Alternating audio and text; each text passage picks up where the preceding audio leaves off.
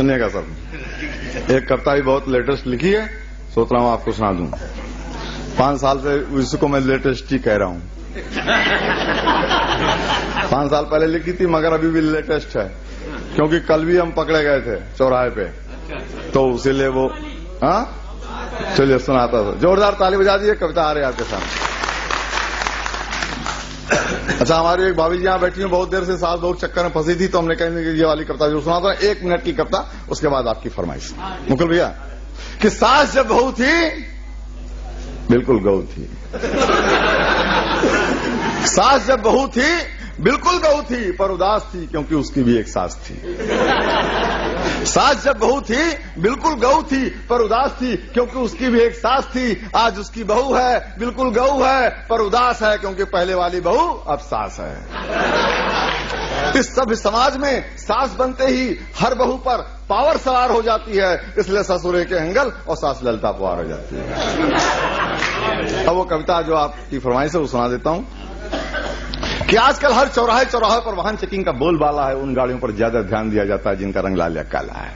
हमारे पुलिस वाले भाई साहब हैं, थोड़ा अंदर आ जाइए, मजा आ जाएगा आप लोगों को भी। अकेला हिंदुस्तान का कवि हूं जो पुलिस वालों के फेवर में बोलता हूं, क्योंकि अपराधी और पुलिस दोनों एक दूसरे के पूरक होते हैं, जो नहीं समझते मूर्ख होते हैं।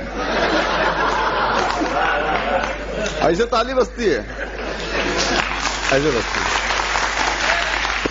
अपराधी और पुलिस दोनों एक दूसरे के पूरक होते हैं, जो नहीं समझते मूर्ख होते हैं। इन दोनों के मध्य में जब कोई करार हो जाता है, तब अपराधी पुलिस थाना चौकी कचहरी कहीं से भी फरार हो जाता है। और आजकल अपराधी और पुलिस मुठभेड़ अब आम है। अपराधी और पुलिस मुठभेड़ अब आम है, यूं समझिए आम के आम गुठलियों के भी दाम है।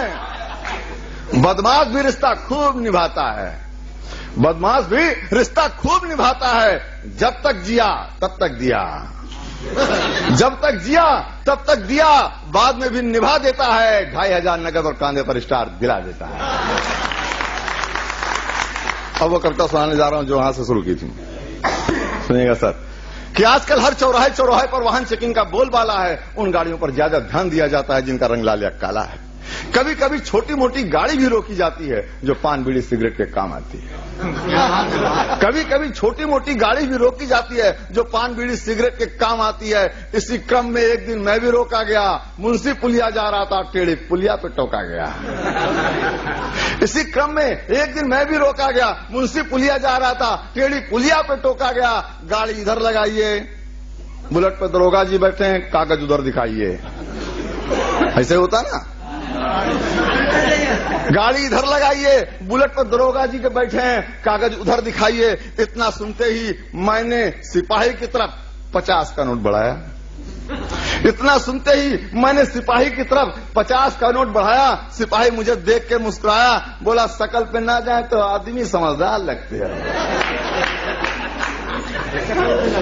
शकल पे ना जाए तो आदमी समझदार लगते हो, लगता है कागज नहीं रखते। मैंने कहा रखता तो हूं, मैंने कहा रखता तो हूं, पर दिखाने का फायदा नजर नहीं आ रहा है। मैं तुझे जानता हूं, तू ही नहीं पहचान पा रहा है। उस दिन कागज दिखाया था, एक दिन पहले ही रोड टैक्स इंश्योरेंस का पूरा पैसा चुकाया था, लेकिन तूने मुझे प्रदूषण वाले कागज में फंसाकर मुझसे 100 का नोट हथियाया था। उस दिन कागज दिखाया था, एक दिन पहले ही रोड टैक्स इंश्योरेंस का पूरा पैसा चुकाया था, लेकिन तूने मुझे प्रदूषण वाले कागज में फंसाकर मुझसे 100 का नोट हथियाया था। सच कहता हूं बहुत खला था, आज तो टेढ़ी पुलिया पर फंसा हूं, उस दिन तो कपूरथला था। आज तो टेढ़ी पुलिया पर फंसा हूं, उस दिन तो कपूरथला था।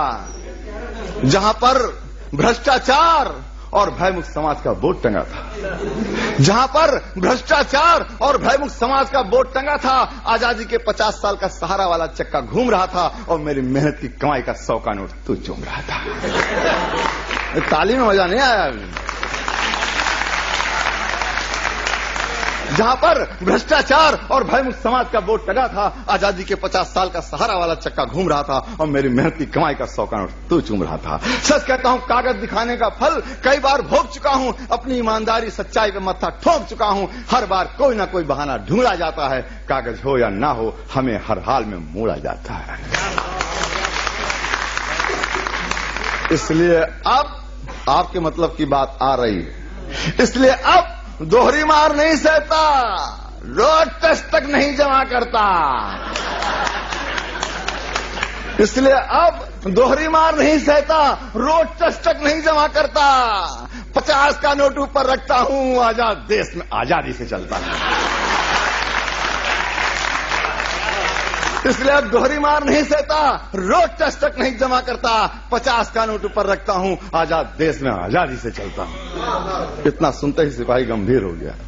मित्रों, एक कविता का एक सिक्का था, देखिए दूसरा सिक्का आ रहा है। अब आप लोगों से तालियां चाहूंगा भाई, अपने पुलिस वाले भाइयों से। इतना सुनते ही सिपाही गंभीर हो गया, बोला तुम ठीक कहते हो, पर क्या हमारी मजबूरी भी समझते हो?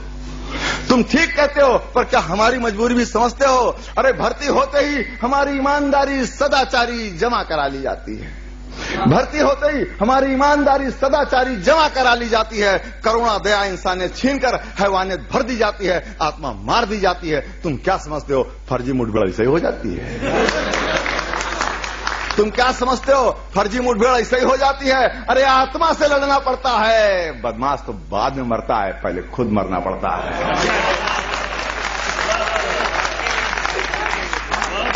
आत्मा से लड़ना पड़ता है, बदमाश तो बाद में मरता है, पहले खुद मरना पड़ता है।